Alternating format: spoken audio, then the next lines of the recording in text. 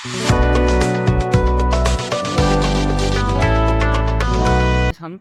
चरक संहिता का पहला अध्याय दुर्गम युवती अध्याय पढ़ेंगे। इसमें बताया गया है कि कैसे भगवान आत्रेय और आदि महर्षियों ने आयुर्वेद को धरती पे लाया, किस प्रकार से उसका प्रयोग किया जाने लगा रोगों को ठीक करने के लिए। उसके अलावा क्या-क्या चीज़ें या फिर क्या-क्या उपाय ज़रूरी है, क्या-क्या जो आयुर्वेद के उपदेश हैं, जिनका पालन हमें करना चाहिए ताकि हमारी आयु दीर्घ हो, इन सब के बारे में इस अध्याय में विवरण मिलता है। ठीक है, तो चलिए स्टार्ट करते हैं, देखते हैं सबसे पहले तो देखिए शुरू में आयुर्वेद अवतरण के बारे में दिया गया है, ठीक है? तो उतना वो इम्पोर्टेंट नहीं है, मोस्ट ऑफ द इम्पोर्टेंट जो थिंग्स है, वो आपके 40वें श्लोक के बाद से स्टार्ट होंगे। तो उसके बीच में जो-जो इम्पोर्टेंट चीज़ है वो चीज़ें मैं आपको एक बार बता देता हूँ, ठीक है? तो सबसे पहले देखते हैं कि जो है ऋषि भारद्वाज वो क्या किए इंद्र के पास सबसे पहले गए थे गमन करने, ठीक है? मतलब उनके पास गए थे आयुर्वेद का ज्ञान लेने। तो दीर्घकाल तक जीवन की इच्छा से उग्र तपस्वी क्या करें भरद्वाज मुनि देवों के राजा इंद्र के शरण में योग जाकर उनके पास गए। योग के जाकर मतलब भरद्वाज जो मुनि थे वो उन्होंने क्या किया जो देवों के राजा हैं इंद्रदेव उनके शरण में गए। वहाँ पे वो गए थे किस लिए? क्योंकि अभी जब सत्य युग खत्म हो गया, द्वापर युग के बाद त्रेता युग जब चालू हो गया, तो इन सब के बीचों में क्या है धीरे-धीरे व्याधियाँ उत्पन्न चालू हो गई। तो इसका निवारण के लिए फिर भरद्वाज मुनि को देवों के राजा इंद्रदेव के पास सभी मुनियों ने मिलकर भेजा था ताकि वो क्या कर सके आयुर्वेद का ज्ञान ला सके, जिससे जो भी व्याधियाँ या विकार उत्पन्न हो रहे धरती लोक पे, पृथ्वी लोक पे, उसका निवारण किया जा सके। ठीक है? आगे देखते हैं। ये सारी चीज़ें बस एक बार पढ़ सकते हैं आप, उतना कुछ इम्पोर्टेंट नहीं है। कि इसमें बस बताया गया है कि कैसे इस समय ऋषि एक साथ एक जगह पे इकट्ठा होते थे, उनमें मंत्रणा होती है कि कौन जाएगा तो उसके बाद सभी ऋषि भरद्वाज मुनि को आगे करते हैं, तो वो भरद्वाज मुनि जाते हैं इंद्र देव के पास, वहाँ से वो आयुर्वेद का ज्ञान लाते हैं और फिर उसका प्रचार अलग-अलग मुनि अपने-अपने शिष्यों के पास करते हैं। फिर अलग-अलग जो शिष्य हैं, वो उन ज्ञान के अनुसार पे अलग-अलग वेदों की या फिर अलग-अलग आयुर्वेद शास्त्र की रचना करते हैं, जैसे चरक संहिता हो गया, फिर वाग्भट संहिता है, तो ऐसे-ऐसे अलग-अलग अ, वेदों की या फिर आयुर्वेद शास्त्रों की रचना कर तो यही सब सारी चीज़ें बताई गई है शुरुआत में, तो ये सब आप एक बार बस पढ़ सकते हैं, ठीक है? उसके बाद तो ये थोड़ा-सा इम्पोर्टेंट है, ये देख सकते हैं धर्म, अर्थ, काम, मोक्षाणाम आरोग्यम मूलमुत्तम। तो धर्म, अर्थ, काम और मोक्ष इन चारों जो पुरुषार्थों का मूल कारण है वो आरोग्य है। अगर आरोग्य नहीं रहेगा मतलब इंसान स्वस्थ ही नहीं रहेगा तो वो कैसे धर्म का पालन करेगा या फिर कार्य करके अर्थ कमाएगा या फिर काम या सुख की प्राप्ति अगर ये सारे तीनों त्रिवर्ग नहीं करेंगे तो मोक्ष की अपने आप प्राप्ति नहीं होगी। तो इसलिए जब इन चारों पुरुषार्थ का किसी को फ़ायदा या लाभ लेना है तो उसके लिए आरोग्य उसका होना बहुत इम्पोर्टेंट होता है, ठीक है?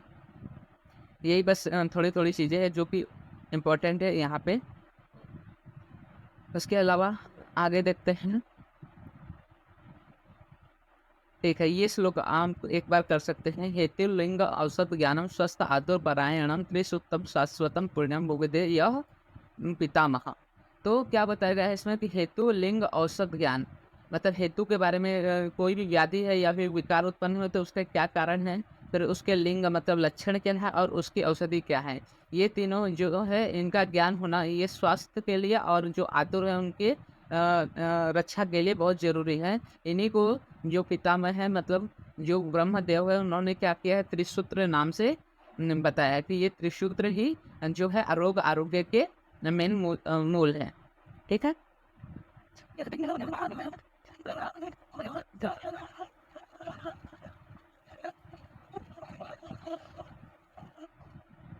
इससे भी आप एक बार पढ़ सकते हैं, इसमें भी ज़्यादा कुछ ख़ास नहीं दिया है, इसमें बस बताया गया है महर् शस्त्र दत्रुश्च ज्ञान चक्षुषा समामं च विशेषं च द्रव्याणि कर्मं च समवायं च तद् ज्ञात्वा तंत्रोक्तम विधि मास्तिता। तो मतलब इसमें बस ये बताया गया कि जो महर्षि लोग हैं उन्होंने ज्ञान चक्षु से जो उनकी दिव्य दृष्टि से उससे देखा तो उनको 6 द्रव्यों के बारे में पता चला सामान्य, विशेष, गूढ़, द्रव्य, कर्म और समवाय ऐसे 6 द्रव्यों के बारे में पता चला जो कि बहुत ही ज़रूरी होते हैं, बहुत ही इम्पोर्टेंट होते हैं जीवन को बनाए रखने के लिए।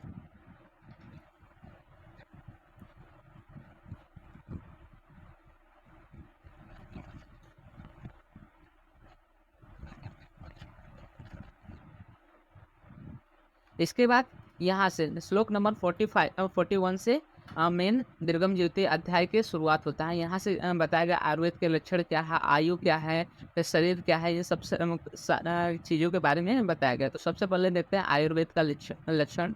हिता हितम सुखम दुखम आयुष तस्य हिता हितम मानम चेतच्च ये प्रोक्तम स आयुर्वेद थे। इसमें क्या बताया गया कि हितायु, अहितायु, सुख आयु, दुख आयु, इनका जो मान है या फिर इनके बारे में जो ज्ञान है वो जिस शास्त्र में उनका विवरण या फिर उनके बारे में ज्ञान मिलता है उस शास्त्र को हम आयुर्वेद शास्त्र कहते हैं।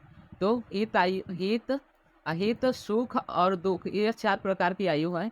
इस आयु के हित, अहित मतलब पथ्य, अपथ्य और इस आयु का मान, परिणाम, यह सब जिस शास्त्र में कहा हो वह आयु का लक्षण जिसमें हो उसे आयुर्वेद शास्त्र कहते हैं। ठीक है।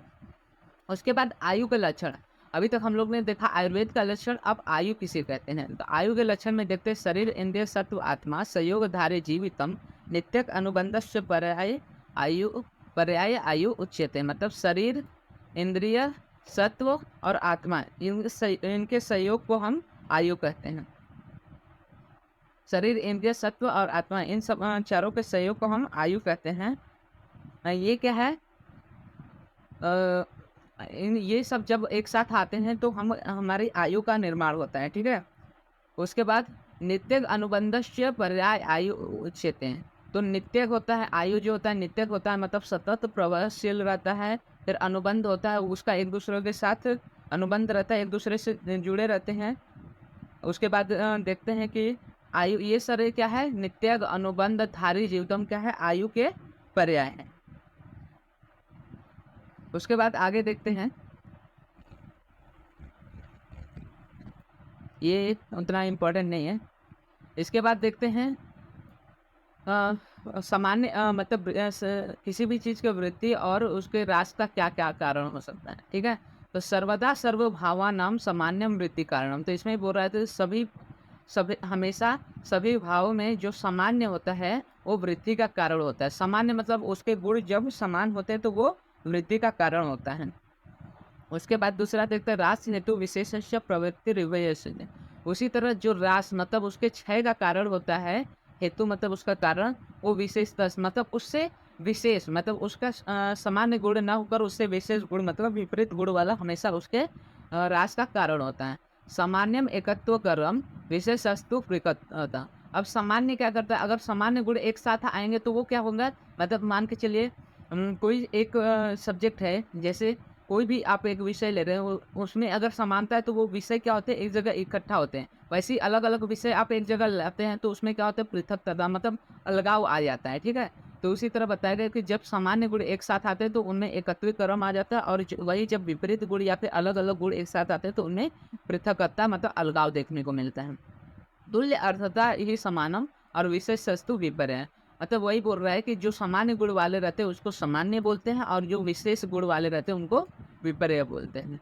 तो सब पदार्थों का कालों में सामान्य मतलब समान गुण आदि धर्म ही वृद्धि का कारण होता है, और विशेष अर्थात विभेद या विपरीत होना है उसके ह्रास का कारण होता है। दोनों शरीर के साथ संबंध पदार्थों की ही होती। ठीक है। तो इस तरह से अगर समान गुण है तो वो उसके वृद्धि का कारण होगा, और जब विपरीत गुण होगा तो उसके ह्रास का मतलब कैटाबॉलिज्म का कारण होगा। ठीक है। इसके बाद देखते हैं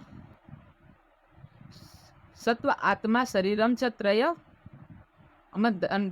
त्रिदंडवत। मतलब सत्व, आत्मा, शरीर, ये शरीर के क्या है, त्रिदंड है। मतलब इन्हीं पे शरीर निर्भर करता है। कौन कौन से, सत्व जिसको हम मन भी बोलते हैं, आत्मा जिसको हम चेतना बोलते हैं, और शरीर जो कि हमें हमारी कायिक शरीर, इन तीनों से बने हुए को ही हम लोग मतलब त्रय दंड करते हैं। इस पे ही हमारा जो पूरा जीवन है वो बसा हुआ रहता है, उस पे ही निर्धारित रहता है। लोकस्तिष्ठति संयोग तत्र सर्वम प्रतिष्ठते। मतलब इसी तीनों पे जो हमारा पूरा लोक है वो प्रतिष्ठित होता है, मतलब बना हुआ रहता है। ठीक है। इसके बाद देखते हैं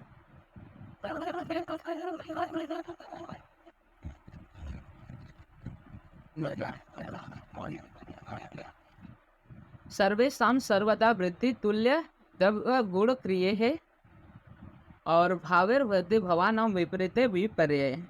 तो क्या बोलना चाहता है कि सर्वेषां सर्वदा वृद्धि ही तुल्य द्रव्य गुण क्रिय है। जब तुल्य समान द्रव्य होगा या फिर गुण होगी या फिर क्रिया, मतलब सामान्य द्रव्य रहेगा या फिर समान गुण वाले पदार्थ रहेंगे या फिर समान क्रिया रहेगी, तो उससे उसका वृद्धि होगा। उसी प्रकार भावेर भवति भवानां विपरीते विपर्य, विपर्य मतलब उसके विपरीत गुण वाला होने पे उसका ह्रास होता है। तो जब उसका भाव का विपरीत गुण रहेगा, मतलब यही तीनों भाव, अगर द्रव्य, गुण और कर्म ये तीनों उसके विपरीत गुण वाले होंगे, तो उसका ह्रास मतलब उसका क्षरण होगा। ठीक है, इसके बाद देखते हैं कौन कौन से द्रव्य होते हैं। तो खादिन्यात्मा मन कालो दिशस्य द्रव्य संग्रह सेंद्रियम चेतनम द्रव्यम निरिंद्रियम अचेतनम। तो ख आदि मतलब जो ख आदि मतलब ख ख मतलब आपका हो गया आकाश। तो ख आदि जो 5 गुण होते हैं, जो 5 महाभूत होते हैं, कौन कौन से? पृथ्वी, जल, वायु, तेज और अग्नि, ये सारे जो 5 महाभूत हैं, मन है, ये काल है, दिशा है, ये सारे क्या है? द्रव्य हैं। ये सब 9 द्रव्य हैं। इसमें इनको 2 भागों में बांटा गया, एक सेंद्रिय द्रव्य जिसमें चेतना होती है और एक निरिंद्रिय जिसमें चेतना नहीं होती। तो आकाश आदि, आकाश, वायु, अग्नि, जल, पृथ्वी, ये 5 महाभूत, आत्मा का मन, काल, दिशा, ये द्रव्यों के संग्रह है। इंद्रियों सहित मतलब जिन द्रव्यों में इंद्रिय रहते हैं उन्हें सेंद्रिय द्रव्य कहते हैं, मतलब चेतन द्रव्य कहते हैं। और जिसमें इंद्रिय नहीं रहते, जो इंद्रिय रहित होता है, उसे अचेतन द्रव्य कहते हैं। इसके बाद देखते हैं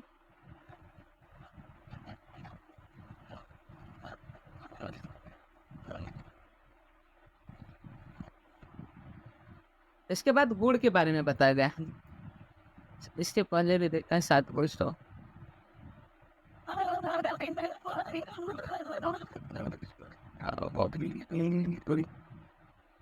ठीक है, तो इसके बाद हम लोग देखते हैं गुण के बारे में। सर्था गुरुवादयो बुद्धि प्रयत्नांता परादय गुणा प्रोक्ता।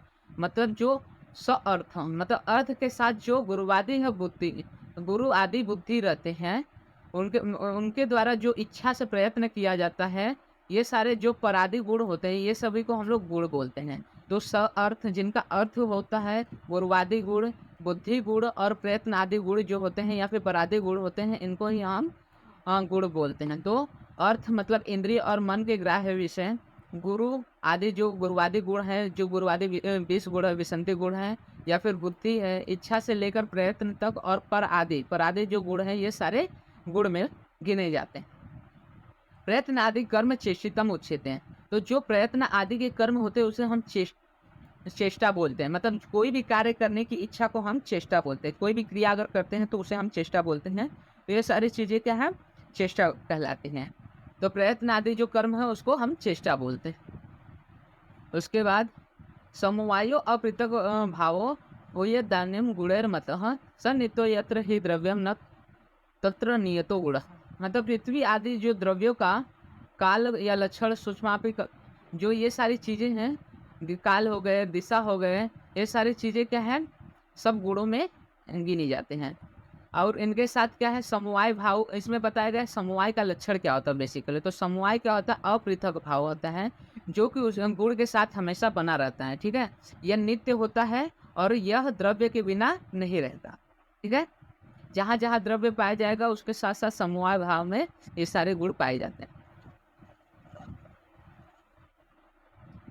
फिर द्रव्य के लक्षण, मतलब द्रव्य क्या होता है, द्रव्य क्या के बारे में ये भी इम्पोर्टेंट है, तो इससे भी याद कर लीजिएगा। द्रव्य यत्र आश्रिता कर्म गुणाः कारणम समवायी यत् तद्द्रव्य।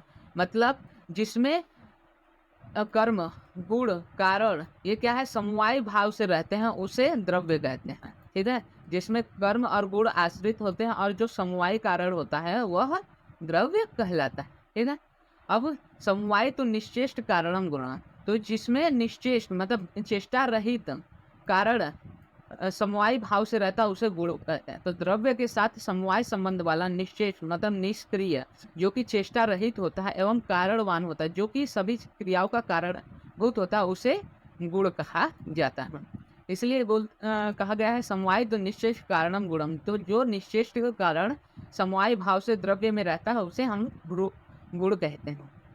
अब उसके बाद देखते हैं गुण के अलग अलग लक्षण। तो संयोगे च विभागे च कारणम द्रव्य आश्रितम कर्तव्य क्रिया कर्मम ज्ञानदपेक्षते। तो जो कि द्रव्य का आश्रय लेकर रहता है, जो द्रव्य वे आश्रय लेकर रहता है तथा संयोग और विभाग में कारण है, उसका नाम कर्म होता है। योगे च विभागे च कारण द्रव्यम आश्रितम, मतलब जो द्रव्य में आश्रित होता है, जो कि कारण भाव जो संयोग और विभाग का कारण होता है, उसका नाम कर्म है। कर्म किसी अन्य कर्म की अपेक्षा नहीं करता, ठीक है। यह एक गुण एक दूसरे से परस्पर समवाय की अपेक्षा करके कारण बनते हैं और कर्तव्य कार्य का अनुष्ठान रूप ही कर्म कहलाता है, ठीक है। जो कर्तव्य होता है या द्रव्य द्वारा जो भी कार्य होता है उसी को हम कर्म कहते हैं। उसके बाद देखते हैं समवाय का लक्षण, ये सारी चीज़ें उतना इम्पोर्टेंट नहीं है।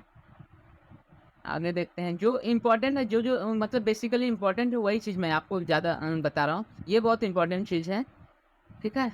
तो काल बुद्धि इंद्रियार्थानाम योगो मीन्य ध्यान चाति च द्रव्याश्रयाणाम व्यधेना त्रिविधो हेतु संग्रह। तो काल, बुद्धि और इंद्रिय, इन तीनों को योग मिथ्या, मतलब योग जो हीन योग है, अति योग है या फिर मिथ्या योग है, इन सब कारणों से जो कि द्रव्य में आश्रित होते हैं, इन्हीं के अगर हीन योग है, मिथ्या योग है या फिर अति योग है, तो इससे क्या होते हैं, व्याधि उत्पन्न होते हैं। वही अगर सम योग है तो उससे आरोग्य उत्पन्न होता है। तो काल में आप काल में देख सकते हैं शीतकाल, वर्षा काल, ग्रीष्म काल, इस तरह से जो संवत्सर या फिर परिणाम होते हैं। उसके बाद बुद्धि, जो हमारा मन है या फिर जो भी हम चेष्टा करते हैं। फिर इंद्रिय, इंद्रिय के मतलब जो भी अच्छा स्पर्शन इंद्रिय है, शब्द है, रूप है, रस है, गंध है, इन तीनों के अति योग, अयोग और मिथ्या योग होने से दोनों प्रकार की शारीरिक और मानसिक व्याधियाँ उत्पन्न होती हैं। मतलब काल, बुद्धि, इंद्रिय, इन तीनों के जो अ, अ, कर्म है, उनका हीन योग, अति योग और मिथ्या योग अगर किया जाए तो उसके कारण जो है व्याधियाँ उत्पन्न होती हैं। इसके बाद हम देखते हैं शरीरम सत्व संज्ञम च व्याधि नाम अश्रिय मतः तथा सुखानाम योगस्तु सुखानाम कारणम सम। तो शरीर और सत्व ये दोनों क्या है, रोगों के अधिष्ठान भूमि है। मतलब मन और शरीर, ये दो क्या है, रोगों के अधिष्ठान है। मतलब यहाँ पे रोग क्या है, रहते हैं ज़्यादातर तब से।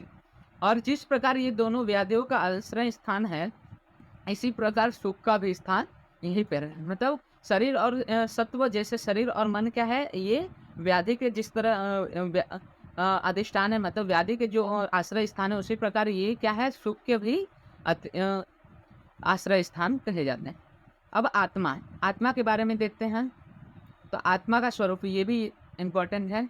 जो मैं मार्क कर रहा हूँ इम्पोर्टेंट, ये जरूर करके जाइएगा, ये बहुत इंपॉर्टेंट है। और इसके हो सके तो श्लोक भी याद कर लीजिए, ताकि ये क्या है, फ्यूचर रेफरेंस में भी आपके लिए हेल्पफुल रहेंगी, ठीक है। तो सबसे पहले देखते हैं निर्विकार परस्सु आत्मा सत्वभूते गुणेन्द्रिय चैतन्य कारणम त्यो द्रंशा पश्यति थी क्रिया। तो क्या है, आत्मा निर्विकार होती है, उसमें कोई भी विकार उत्पन्न नहीं होते। वो परसत्वात्मा होती है, मतलब उसमें जो परमात्मा हो उसके अंश होते हैं, वो सत्व होता है, उसमें सत्व गुण भूत होता है। मतलब इंद्रियों के गुणों को या फिर इंद्रियों के विषयों का ग्रहण करता है। और ये क्या करता है, शरीर में चैतन्यता लाता है, क्रियात्मक बनाता है शरीर को। शरीर में सभी चीज़ों का कारणीभूत होता है, सभी क्रियाओं का कारणीभूत होता है। ये नित्य होता है, मतलब सदा चलता रहता है, सदा प्रवासित दृष्टा होता है, सभी क्रियाओं को देखता है और साथ ही साथ पश्यति, वही क्रियाओं को देखता है, उसके अनुसार उसके कर्म को नियंत्रित करता है। तो ये सारे कार्य क्या है, आत्मा के हैं। और आत्मा का स्वरूप कैसा है, वो निर्विकार होता है। परसत्वात्मा तो मतलब परमात्मा का अंश होता है, सत्व होता है और भौतिक गुणेन्द्रिय होता है, मतलब जो इंद्रिय के गुण है उसका ग्रहण करता है।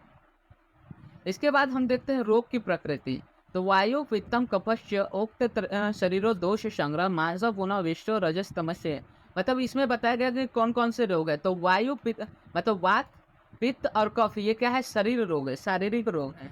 और उसके अतिरिक्त जो सत्व, रज और तम है, ये क्या है, रजस तमस एवश्य। तो मानसिक रज और तम ये क्या है, मानसिक दोष हैं। वैसे मानसिक गुण में 3 आते हैं, सत्व, रज, तम, और दोष में हम 2 को गिनते हैं, रज और तम को। इसके अतिरिक्त देखते हैं इनका प्रतिकार कैसे किया जा सकता है। मतलब ये जो रोग होते हैं शरीर में, कायिक, वाचिक और मानसिक, जो भी वात पित्त कफ के वजह से या फिर रज तम की वजह से जो भी विकार उत्पन्न होते हैं शरीर में, इनका प्रतिकार या इनको ठीक कैसे किया जा सकता है, इनके बारे में आगे बताया गया है। तो प्रसाद औषधे पूर्वो दैवव्य युक्ति पाश्रय मनसो ज्ञान विज्ञान थे स्मृति समाधि विधि। ठीक है, तो इस प्रकार से बताया गया है कि जो रोग उत्पन्न हो गए हैं, उनके प्रशमन के लिए, उनको शांति के लिए 3 प्रकार की औषधि या फिर हम प्रयत्न करते हैं। एक दैवव्य पाश्रय, युक्तव्य पाश्रय और अ, दैवव्य पाश्रय, युक्तव्य पाश्रय और जो साधारण चिकित्सा होती है उसका। तो इस प्रकार से 3 प्रकार से, और जो मानसिक होती है उसके लिए ज्ञान, धी समाधि आदि स्मृति ये सब तरीके से करते हैं। तो शारीरिक दोष दैवव्यपाश्रय से किए जाते हैं, युक्तिव्यपाश्रय औषधियों से शांत हो जाते हैं। तो जो शारीरिक दोष होते हैं दैवव्यपाश्रय और युक्तिव्यपाश्रय से ठीक हो जाता है, ठीक है। और जो मानसिक दोष होते हैं उनको किससे, विज्ञान अर्थात शास्त्र ज्ञान, चित्त की स्थिरता मतलब स्मृति समाधि आदि से ठीक किया जाता है। तो जो शारीरिक दोषों को ठीक करने के लिए दैवव्यपाश्रय और युक्तिव्यपाश्रय चिकित्सा देखी जाती है। वही अगर हम देखें तो जो मानसिक दोष है उनकी चिकित्सा के लिए इस ज्ञान विज्ञान थी स्मृति और समाधि आदि चिकित्साओं को प्रयोग में लाया जाता है। अब वायु के लक्षण मतलब वायु के क्या क्या गुण हैं, उनके लक्षण क्या है। तो रुच्चा शीतो लघु सूक्ष्म से अलो विशद खरह विपरीत गुण द्रव्य मारुतम संप्रशाम्यति। तो रुच्च शीत लघु सूक्ष्म चलो और विशद खर ये क्या है, वात के गुण है। और इन गुणों के विपरीत गुणों का अगर हम आहार विहार करते हैं तो इनका क्या है, प्रशमन होता है। उनका अगर किसी कारण से ये गुण बढ़ गए जिसके कारण क्या होगा, वात दोष का प्रकोप हो सकता है। तो उनके शांति के लिए इनके ये जो गुण है इनसे विपरीत गुण का अगर हम पालन करेंगे, उनका सेवन करेंगे तो हम वात दोष का शमन कर सकते हैं। जैसे अगर रुच्च गुण बढ़ा हुआ है तो उसके विपरीत हम लोग हिम गुण या फिर स्निग्ध गुण का उपयोग में ला सकते हैं। वैसे शीत गुण बढ़ा हुआ है तो हम उसके विपरीत उष्ण गुण, लघु गुण बढ़ा हुआ है तो उसके विपरीत गुरु गुण, इस प्रकार से विपरीत गुण से हम उस दोष को शांत कर सकते हैं। उसी प्रकार पित्त का लक्षण देखते हैं तो पित्त के जो लक्षण है वो सस्नेहम उष्णम तीक्ष्णम च द्रव अमलम सरम कटुः विपरीत गुण है पित्तम द्रव्य राश प्रशाम्यति। तो वही बोला गया है कि सस्नेह उष्ण तीक्ष्ण द्रव अम्ल सर कटु ये क्या है, पित्त के गुण हैं। तो इन गुणों के विपरीत गुणों का यदि हम सेवन करते हैं, विपरीत गुणों का सेवन करते हैं तो हम विपरीत जो पित्त का प्रकोप हुआ है उसका प्रशमन कर सकते हैं। उसी तरह कफ का लक्षण देखते हैं तो कफ के लक्षण में आता है गुरु शीत मृदु स्निग्ध मधुर स्थिर पिछिला श्लेष्मणा प्रशम यांति विपरीत गुणाः। तो गुरु शीत जो मृदु स्निग्ध मधुर स्थिर पिछल ये सारे गुण हैं, ये क्या है, कफ के अनुकूल गुण है। तो इनके विपरीत प्रतिकूल गुण अगर हम इनके विपरीत गुणों का सेवन करते हैं तो हम कफ के बढ़े हुए प्रकोपों को शांत कर सकते हैं, उसके जो विकार बढ़े हुए हैं उनको शांत कर सकते हैं। अब देखते हैं हम साध्य रोगों की शांति के उपाय क्या क्या हैं, ये भी बहुत इंपॉर्टेंट है। तो साध्य रोगों की शांति किस द्वारा की जा सकते हैं, विपरीत गुणे है मात्र कालोपदिते भेषजे विनिवृत्तन्ते विकारा साध्य सम्मतः साधनम न त्व साध्याना व्याधि नाम उपदिश्यते भूय तो यथा द्रव्यम गुण कर्मम प्रवश्यत। तो क्या बोला गया है, इसमें भी वही चीज़ें जो पहले बताई गई वही चीज़ बताई गई है कि विपरीत गुण वाले जो हेतु विपरीत होते हैं या फिर व्याधि विपरीत होते हैं या फिर हेतु और व्याधि दोनों के विपरीत कार्य करने वाले जो द्रव्य होते हैं वो देश मात्रा काल के अनुसार योजना करने पे औषधों को साध्य व्याधियों से शांत हो जाती है। मतलब अगर व्याधि के जिस कारणों से हमें व्याधि हुई है उसके विपरीत गुणों का सेवन या फिर जो व्याधि हुई है उसके विपरीत गुणों का सेवन या फिर व्याधि और हेतु दोनों के विपरीत गुणों का सेवन करने से और इनका जो सेवन है वो देश मात्रा और काल के अनुसार किया जाए, योजना के अनुसार युक्ति के अनुसार की जाए, तो जो भी व्याधियाँ हुई है उनको इन औषधों के द्वारा आसानी से सुसाध्य शांत की जा सकती हैं। अब क्या बताया गया कि जो असाध्य रोग होते हैं वो अच्छे नहीं होते, क्योंकि असाध्य रोग इतने ज़्यादा बढ़ चुके होते हैं कि उनको अब औषधि द्वारा ठीक किया नहीं जा सकता। और जो रोग औषधि से असाध्य है उनके लिए औषध का उपदेश भी नहीं किया जाए। मतलब जो औषधि से ठीक नहीं हो सकते, उनके लिए किसी भी तरह के औषधि का उपदेश या फिर उनके लिए किसी भी औषधि का प्रयोग नहीं बताया गया है। ठीक है? अब रसों की उत्पत्ति ये भी सिंपल है, इसको भी आप पढ़ सकते हैं, उतना इम्पोर्टेंट नहीं है।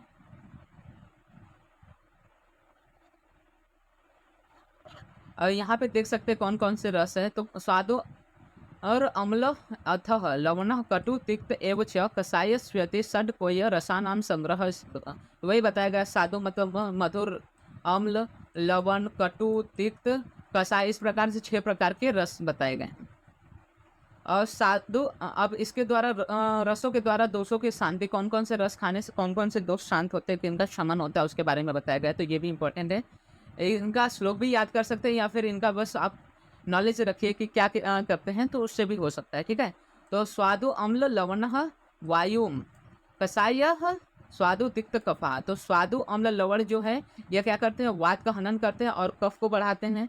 कषाय मधुर और जो तिक्त है ये क्या है, तो पित्त को जयंती करते हैं, पित्त को जीतते हैं, पित्त का हनन करते हैं। और जो श्लेष्म है मतलब जो कफ है उसको कषाय कटु तिक्त, ये तीनों उनका हनन करते हैं। और वो ये क्या करते हैं, वात को बढ़ाते हैं, मतलब जो कम करते हैं उसके अलावा जो 3 रस बचते हैं वो उनको बढ़ाते हैं। तो इस प्रकार से याद करते हैं, जो मधुर अम्ल लवण है वो वात को कम करते हैं, कफ को बढ़ाते हैं। कषाय स्वादु तिक्त है वो पित्त को कम करते हैं। उसी प्रकार जो कषाय कटु तिक्त है वो कफ को कम करते हैं और वात को बढ़ाते हैं। ठीक है? अब हम दोष के द्रव्य के भेद में देखते हैं। ठीक है? तो द्रव्य के भेद में देखते हैं, किंचित दोष प्रशमनम, किंचित धातु प्रदूषणम, स्वस्थ वृत्तो हितम, किंचित त्रिविधम द्रव्यम उच्यते। ठीक है? तो इस प्रकार से दोषों के 3 प्रकार बताए गए हैं। द्रव्य के 3 प्रकार बताए गए हैं। वो द्रव्य जो दोष का प्रशमन करते हैं, दोष को शांत करते हैं, और दूसरे द्रव्य जो दोष और धातु को प्रदूषित करते हैं, और तीसरे द्रव्य जो स्वस्थ बनाए रखते हैं, आरोग्य को बनाए रखते हैं। तो कुछ द्रव्य वात आदि दोषों का जो शोधन एवं शमन करते हैं, जैसे तेल, घी और मधु, इनको क्या बोलते हैं, समनम द्रव्य। उसके बाद जो कुछ द्रव्य होते हैं शारीरिक को धारण करने वाले वात आदि या फिर जो रस आदि धातु हैं उनको कुपित करते हैं, इनको बोलते हैं पोपनम द्रव्य। और कुछ द्रव्य स्वास्थ्य का रक्षण करते हैं, इन्हें हम बोलते हैं स्वस्थ हितम द्रव्य, जैसे लाल चावल, साटी के चावल, चिमंती शाक आदि। ठीक है? उसके बाद द्रव्य के पुनः 3 प्रकार बताए गए, तत्पुनः त्रिविधम ज्ञेयम, जांगम अद्वितम पार्थिवम, मधुनि गोर्षाः पित्तम वसा मज्जा अश्रु विषम, वेणमूत्रम चर्म रेतो अस्ति, स्नायु श्रृंग पुरा नखा, जंगम्भ्य प्रयुज्यन्ते केशा लोमानी रोचना। इसमें क्या बताया गया, फिर से द्रव्य के कितने 3 प्रकार बताए गए, जांगम द्रव्य, अद्भित द्रव्य और पार्थिव द्रव्य। ठीक है? तो जांगम द्रव्य, अद्भित द्रव्य और पार्थिव द्रव्य। तो जांगम द्रव्य क्या है, जो द्रव्य हमें पशुओं या प्राणियों से मिलते हैं, जैसे दूध हो गया आदि। फिर अद्भित मतलब जो हमें पृथ्वी से निकलने वाले मतलब पेड़ पौधों से मिलते हैं, तो इसमें आगे आपके वही पेड़ पौधे फल आदि। उसके बाद जो पार्थिव द्रव्य होते हैं जिन्हें हम जमीन से खोद कर निकालते हैं, जैसे हो गए आपके सोना चांदी खनिज, ये सब क्या हो गए आपके पार्थिव द्रव्य हो गए। ठीक है? इसके बाद देखते हैं जो मधु हो गया, शहद हो गया, घृत आदि, पित्त वसा चर्बी मत्स्य रक्त, ये सब के अनोख खूर आदि, ये जो हो गए ये सब क्या है, जांगम प्राणियों से मिलने वाले द्रव्य हैं।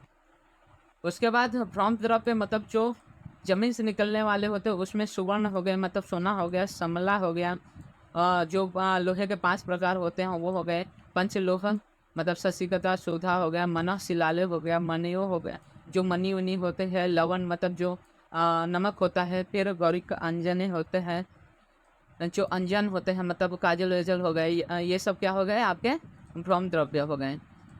ये और अद्भित 4 प्रकार के होते हैं, अद्भित द्रव्य जो होते हैं वो 4 प्रकार के होते हैं, वनस्पति, विरुद्ध, वानस्पत्य और औषधि। ठीक है? तो इस प्रकार से 4 प्रकार के द्रव्य पाए जाते हैं, अद्भित द्रव्य। ये बहुत इंपॉर्टेंट है, चारों प्रकार अद्भित द्रव्य के, ये भी याद कर लीजिएगा। और जो भ्रम द्रव्य है मतलब भ्रम में आपके सुवर्ण हो गए, समला हो गया, पंचलोहा हो गया, शशिका हो गया, या फिर मनी हो गए, लवण हो गया, ये सब चीज़ें भी याद कर लीजिएगा। ठीक है? उसके बाद देखते हैं जो 5 4 उद्भिज द्रव्यों के प्रकार हो, उसमें सबसे पहले फलैर्न वनस्पति हैं। फलैर्न वनस्पति, वनस्पति जिनमें बिना पुष्प के फल आ जाते हैं वे वनस्पति होते हैं। मतलब जिनमें हमें फूल होते भी होंगे लेकिन दिखाई नहीं देते, सिर्फ हमें फल दिखाई देते हैं, तो उन्हें क्या बोलते हैं? वनस्पति बोलते हैं। जैसे गुल्लर हो गए, ये वट हो गए। उसके बाद दूसरा है पुष्पे अनर वनस्पति हैं, मतलब जिसमें क्या होता है फल और पुष्प दोनों आते हैं, तो उनको वानस्पत्य बोलते हैं।